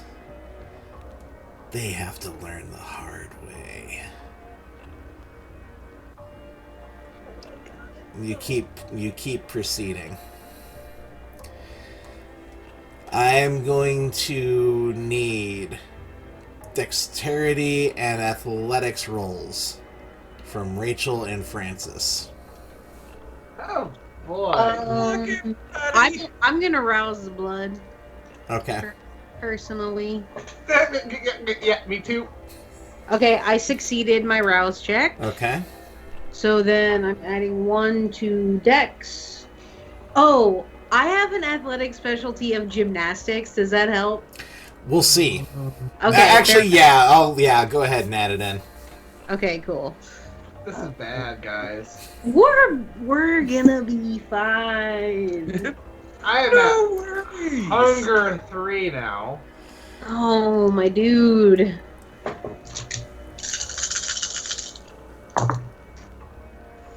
Francis lives on hunger 3. That's kind of true. Pretty much. I'm burning a willpower. Okay. Listen, I'm just setting myself up for success. Don't freak out. And remember, these buffs last the whole scene. Oh, damn it. Okay, I got 3. Okay. I got a 2 successes. Okay. No, Greg.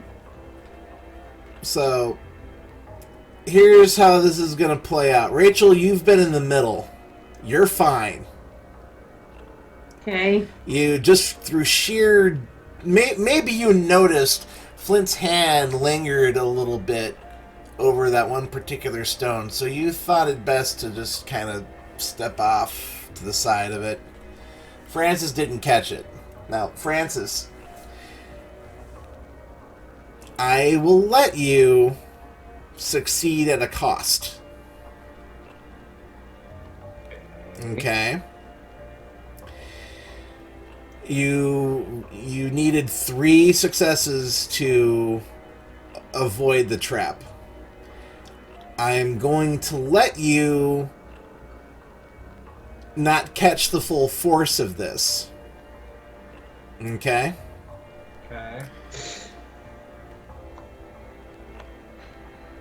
So, as you are marching along, Francis, your foot steps square on the pressure plate and you feel it click. God. Flint and Rachel, you hear something behind you go whoosh, and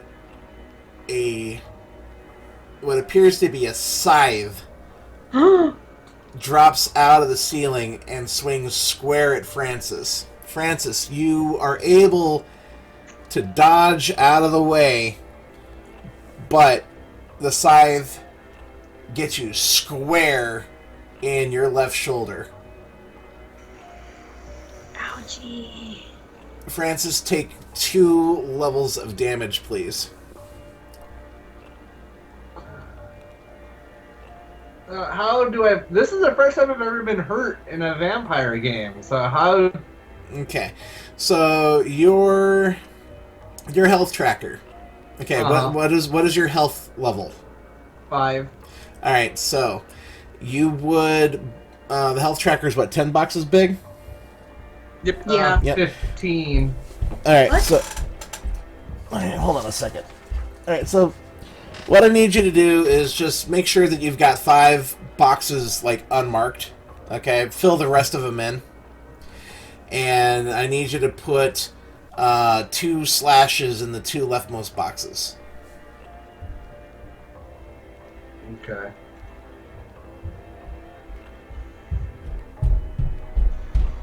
Oh, the problem of doing this digital is I can't put slashes. I can only fully check or... Just write it on paper. Okay. God damn it. So, and Could've been yes, worse. the scythe is like impaled through your shoulder, Oh, damn and it. it has gone all the way through. And if you had caught it full force, it would have gone straight through your neck. Okay. I'll turn around and help pull the scythe out of your shoulder. So Francis is there just screaming in pain. Mm-hmm. Francis! Yeah. And Flint, you're able to clunk, clunk, clunk, clunk, clunk. And yeah, Francis, it hurts like a son of a bitch. But Flint gets it worked out. You're able to step away. Flint, you let go of the scythe, and it chink, springs back into its fully discharged position. There's a lot of tension on this scythe.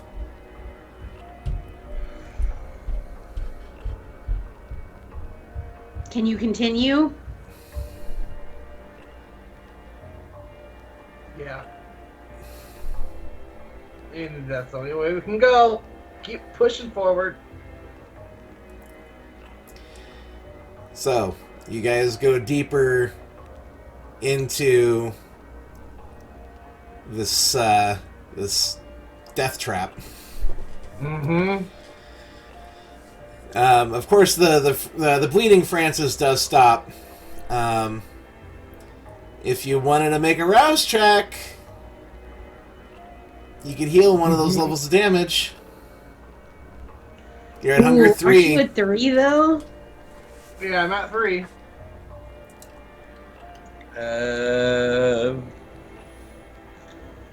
I mean, you heal it, and then, you give yourself a better chance if something else happens to you. I would highly advise against healing right now. But I don't really see I don't see the purpose. The beast has been kicking everyone's ass this game so far, so I did not intend on healing. I was just gonna keep on trudging. I mean, Soldier on. Yep. So, you're proceeding further along. Flint, go ahead and make one more roll to check for traps. Checkity check. Give me a second here. Now, something could be said for the Nosferatu and their ingenuity. I wasn't expecting a scythe. That was not in the possibilities I was considering. 4. And this is fine. This is not a messy crit or a bestial failure. Not a messy crit. We're doing okay.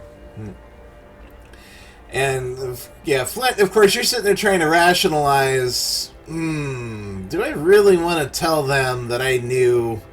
But the beast is definitely playing with your mind a little bit still. But there's actually a tripwire here. Point it out to everybody. I can just step over it. Yeah. Now that it's been pointed out, you guys can step over it without having to make any checks. Oh, and it goes without saying that there is. I should have mentioned that there is some illumination down here. I was just about to ask that, actually.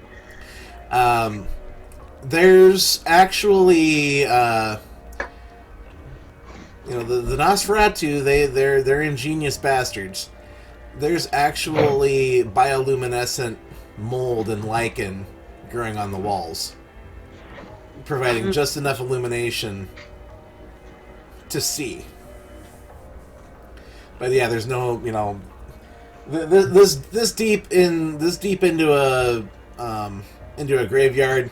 It's hard to tap into the grid and pull electricity from somewhere.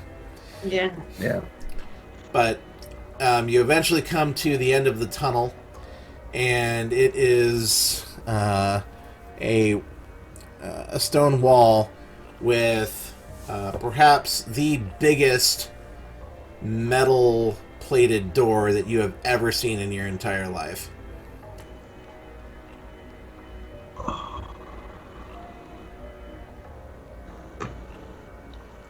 Rachel, does this door look funny to you? I'll sense the unseen again. Okay. Down here, there's not too many ghosts. You do, however, notice that, yes, there is blood magic of some kind on this door. There's blood magic on the door. And in fact, the symbols and the writing appear to be in a fairly similar style to the ward against spirits and the other like runes and symbols around the bolt holes. So we'll say same school of magic, so to speak. Okay. It does look similar to the markings I've seen around the portals. Intelligence and occult, please, Rachel. Girl. It's my best pool, so better do something good. Mona!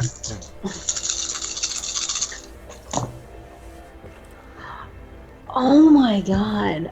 Wow, that was so bad. I'm spending a willpower. Jeez. Okay. Jeez. But now I'm in a this is not a good position to be in.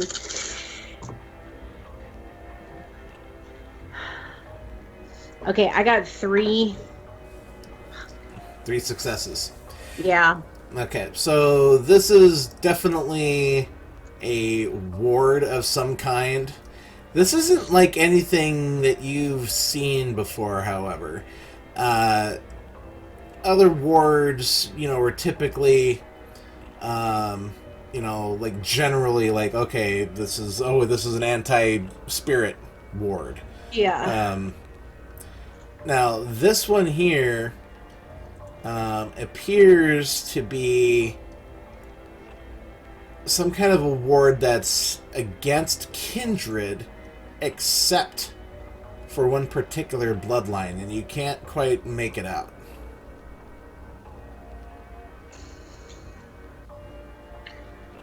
Well, I don't know exactly, but there's a ward against kindred except for one specific bloodline. I can't identify it exactly, but you'd assume it was Nosferatu. Plus, we're all 3 of different bloodlines, so it's really a moot point. But how to get past it?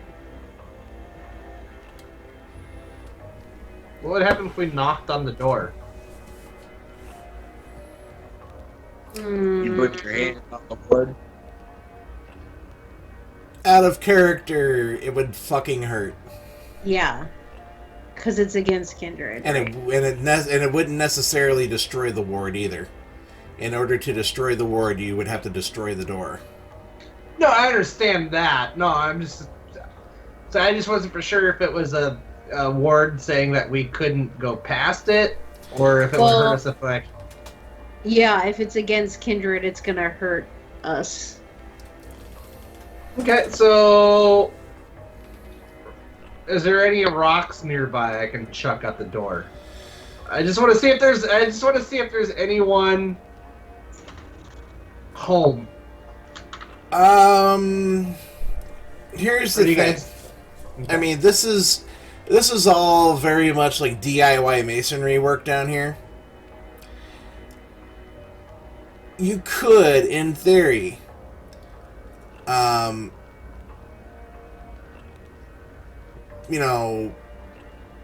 pry a stone or 2 out if you either had the, like a crowbar or something, or if you happen to possess potence, maybe.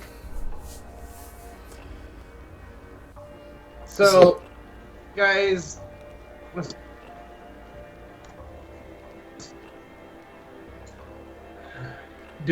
so you say we can't get in. We've came this fucking far. I don't suggest we stop. We just need to think about what we're going to do. Do we throw something at the door to try to get whoever's in there, see if there's anyone in there's attention? Because if there's a ward on it and we can't go through, I mean, what else is there? Now, with a ward like this, could you presumably go through it? It just hurts you, or it's like a you split. This is a physical contact ward. If you touch the door, it's going to hurt. Now, you would have to presumably the door is locked. Yeah. Okay. So if you want to attempt to pick the lock on the door, it's going to require extended physical contact with the door. I might as well try one of the bricks. Okay. I'm gonna pop prowess. Okay. Does I believe that requires a rouse check, yeah? Yes. Okay.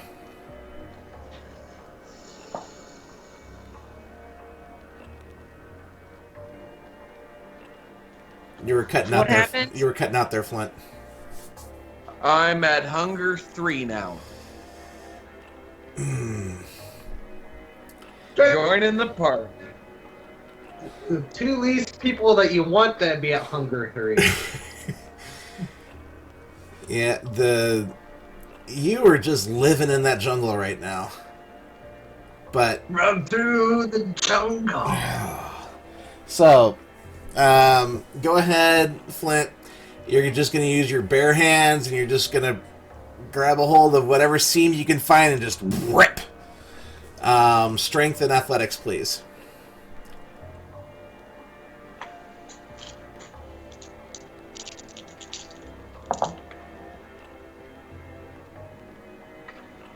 Five 5 successes.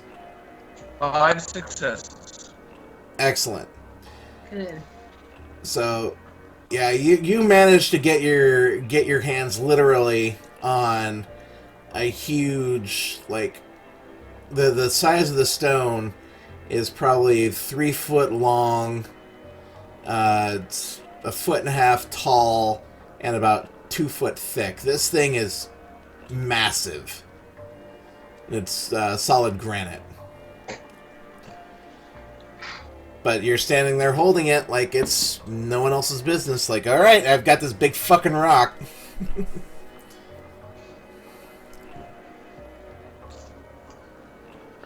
Do we So want to do we try just- the door?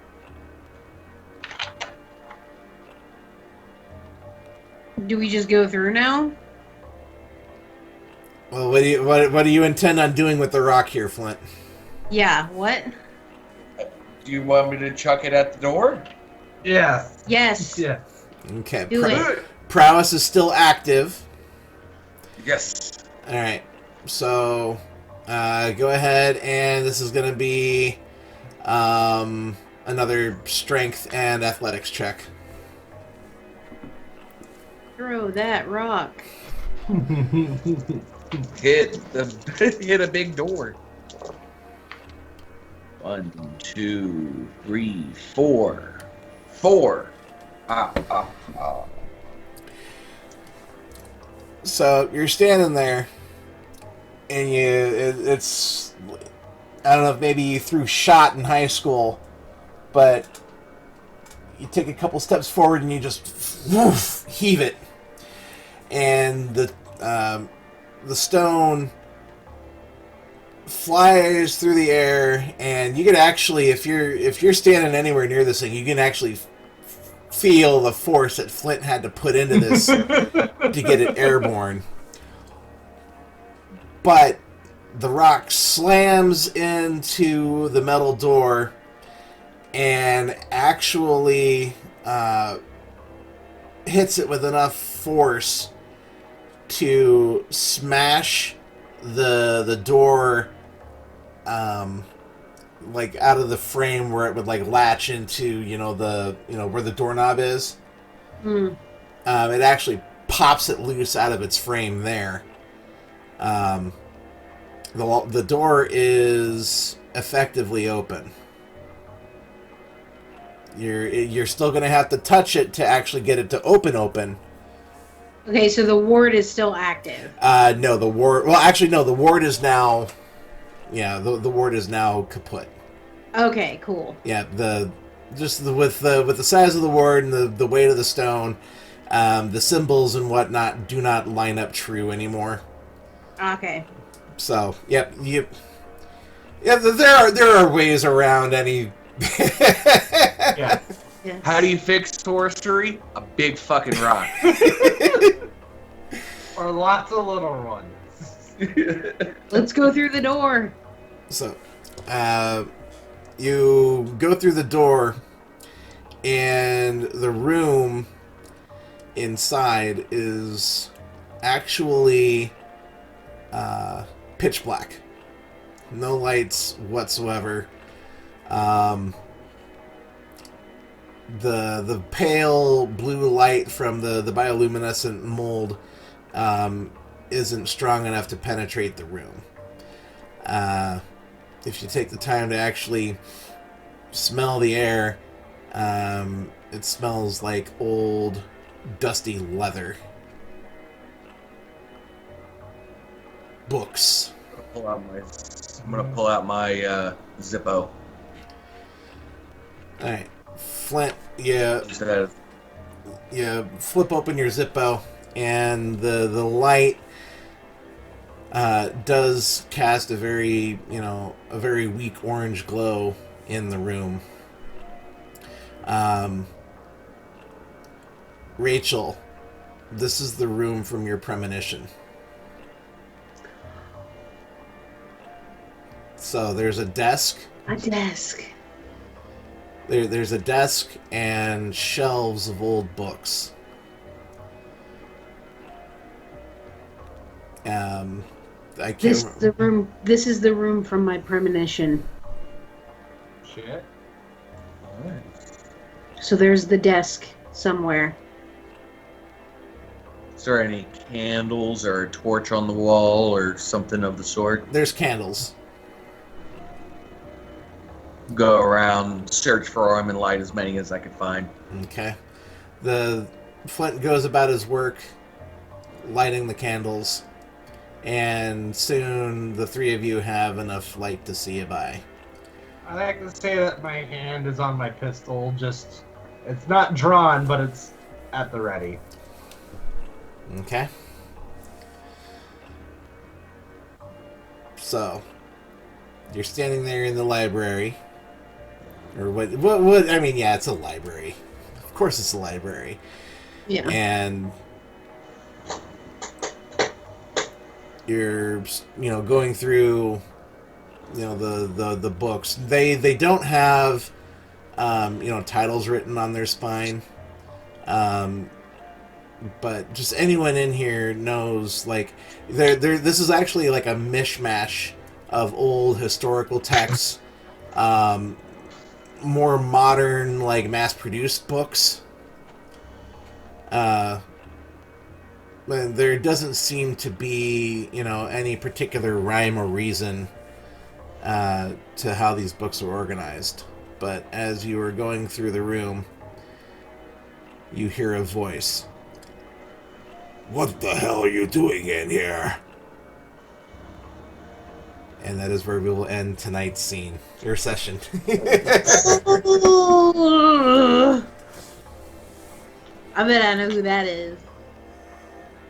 So, there we go! That was a really good one. That was one of the most fun ones, I think. Yeah. Mm. So, this was, yeah. I have to commend everyone with their role playing tonight.